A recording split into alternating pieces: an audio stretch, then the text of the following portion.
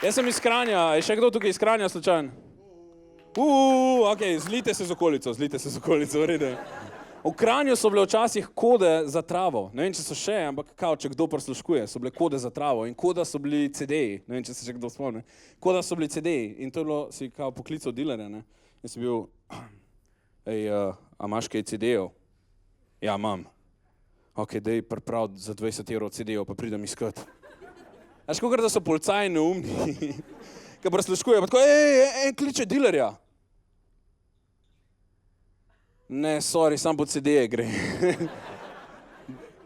Dajmo boljše kode narediti, jaz imam idejo, pice, da so kode, ne bojo pice kode. Zaradi tega, ker veliko ljudi naroča pice ves cajt, pa mogoče zmedeš lahko policaje. Pa še malo tako bolj zanimivo je, ko pokličeš, halo? Ja, malo bo za počakati.